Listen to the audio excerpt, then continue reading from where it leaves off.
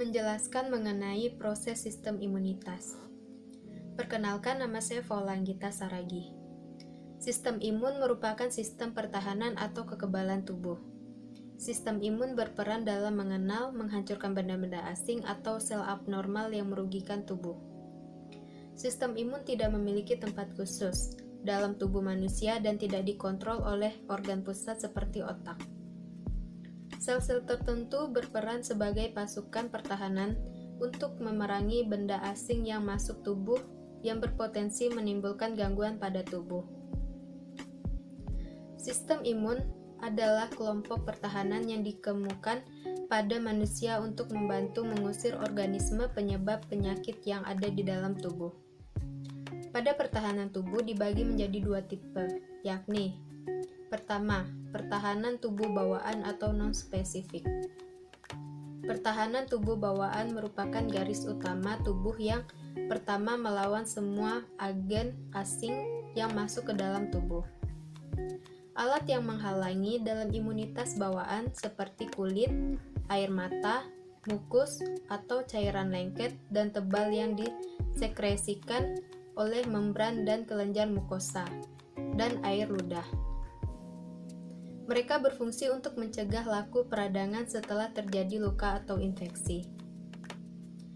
Mekanisme kekebalan bawaan adalah menghalangi masuknya dan penyebaran penyakit, tapi tidak spesifik mengusir atau mencegah secara keseluruhan.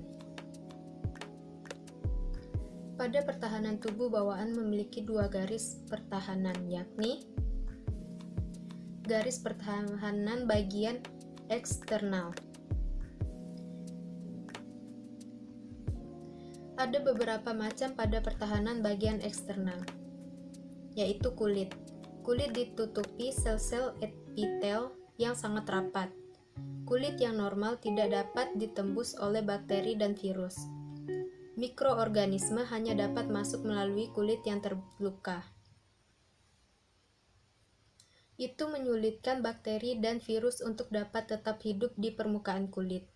Apalagi lapisan sel-sel yang mati membuat permukaan kulit selalu berganti. Maka bakteri yang ada di permukaan kulit selalu terbuang dengan sel yang mati. Membran mukosa. Membran mukosa melapisi saluran pencernaan, saluran respirasi, saluran kelamin, dan saluran ekskresi. Membran mukosa juga tidak bisa ditembus bakteri dan virus, karena antara satu membran dan membran lain sangat rapat. Membran mukosa menghasilkan lendir yang merupakan cairan kental untuk mengikat dan mengumpulkan bakteri yang masuk ke dalam tubuh. Gumpalan itu dibuang oleh tubuh dalam bentuk cairan kental melalui mekanisme bersin atau batuk. Yang kedua, zat kimia antimikroba. Zat kimia dapat menghancurkan lapisan peptidoglykan dinding sel bakteri. Interferon yang merupakan protein antivirus yang dapat disintesis oleh sebagian besar sel tubuh sebagai respon terhadap kehadiran virus. Interferon berfungsi menghentikan reproduksi dari virus. Garis pertahanan kedua terjadi di bagian dalam tubuh berupa fagositosis oleh sel fagosit, reaksi inflamasi, dan interferon. Yang pertama, fagosit. Sel-sel fagosit menelan dan mencerna benda asing yang masuk ke dalam tubuh. Itu dilakukan sel darah putih dengan jenis neutrofil, monosit, eosinofil, dan sel pembuluh alami. Kedua, reaksi inflamasi. Jika mikroba telah merusak jaringan sel-sel, jaringan yang telah rusak tersebut kemudian akan mengirimkan sinyal. Sinyal pertama adalah histamin, yang mengakibatkan peradangan atau pelebaran pembuluh darah. Sedangkan yang kedua adalah interferon, yang akan menyiagakan sel-sel lain. Kedua, pertahanan tubuh adaptif atau spesifik. Pada pertahanan adaptif terjadi jika garis pertahanan atau pertama tumbuh mendapat serbun. Maka sel, molekul, dan organ dari sistem imunitas menghasilkan suatu pertahanan yang spesifik untuk melawan agen yang menyerang. Sehingga sistem pertahanan tersebut akan bekerja untuk melawan bila agen asing menyerang tubuh.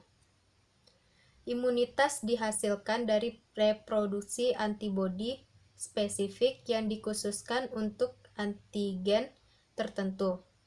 Antigen adalah suatu molekul penanda yang terdapat pada permukaan sel yang dapat merangsang produksi antibodi.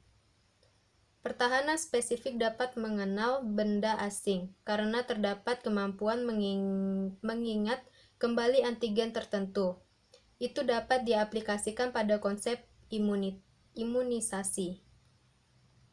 Imunisasi adalah pemberian perlindungan pada tubuh dari serangan penyakit dengan memberikan vaksin. Vaksin adalah suatu cairan berisi bakteri atau virus yang telah dilemahkan, maka dapat menimbulkan kekebalan antibodi. Kedua sistem tersebut bekerja bersama untuk menghalangi masuknya organisme dan berkembang biaknya di dalam tubuh. Mekanisme kekebalan tersebut juga membantu menghilangkan sel-sel abnormal tubuh yang dapat berkembang menjadi kanker. Sekian penjelasan mengenai proses sistem imunitas dari saya. Saya ucapkan terima kasih.